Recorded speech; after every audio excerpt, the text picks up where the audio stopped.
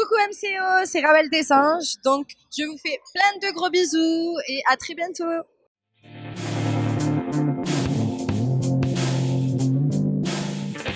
On arrive, on voit une villa de malades, le jardin de fou, la piscine et tout. Et là, on se rend compte qu'il n'y a rien de rien.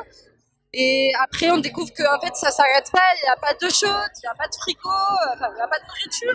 Ça m'a changé la vie dans le sens où je me rends compte que si on n'a pas notre confort, en fait, eh ben, il suffit de rien pour qu'on soit mal luné. Et du coup, c'est ça qui a beaucoup joué sur le moral de tout le monde.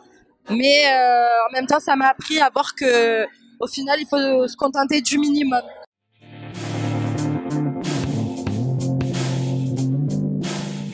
Thomas et moi, quand on s'est retrouvés, voilà quoi. Déjà, on voulait pas se voir, on voulait s'éviter tous les deux. Lui, il voulait pas me voir, moi, je voulais pas le voir. Et là, ben, on a quand même été adultes face aux autres, donc on s'est pas crié dessus, on s'est pas jeté dessus à se frapper, non. On s'est vu et voilà. Vous verrez dans les épisodes que avec Thomas, il va se passer des choses, positives ou négatives, mais il va se passer des choses. Franchement, c'est grâce aux vacances des anges qu'aujourd'hui, Thomas et moi, ben, on est en bon terme.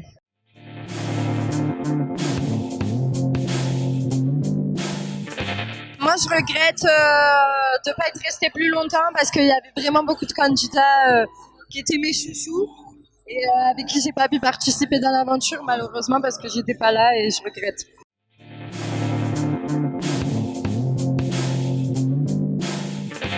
Ben, je pense que s'il y aurait eu Rania, peut-être qu'avec Aurélie, il n'y aurait pas eu de geste. Et peut-être qu'on n'en serait pas arrivé là au final. Et après, je me dis, c'est un mal pour un bien parce que je pense qu'il fallait pas que je reste plus dans l'aventure parce que si j'en suis arrivée là avec Aurélie, c'est que j'arrivais plus à prendre sur moi. Et peut-être que ça aurait été pire et au final, ça m'aurait peut-être pas... Enfin, ça m'aurait desservi. Quand on voit dans les médias que les gens ils disent Rawel a eu un geste violent, un geste de violence, pour moi c'est extrapolé parce que dans le sens où il y a eu ce geste mais c'était pas violent, c'était sous un coup de nerf quoi, dans l'impulsivité mais c'était pas c'était pas un truc de fou.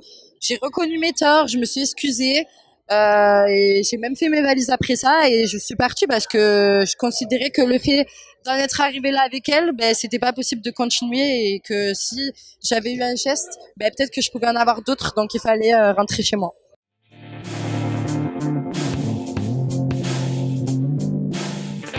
Anéa, pour moi, c'est vraiment un cas social, je vais dire, parce que je sais pas à quoi elle joue. Personnellement, moi, cette fille, j'ai jamais eu de soucis avec elle.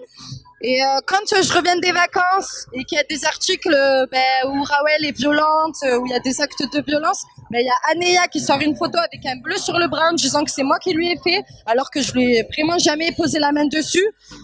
Donc pour le coup, moi quand je vois ça, je me dis mais la fille elle est vraiment barge quoi. Donc si elle veut faire du buzz, qu'elle essaye avec quelqu'un d'autre et qu'elle se serve pas de moi en fait ou de mes soucis personnels parce que voilà, c'est pas.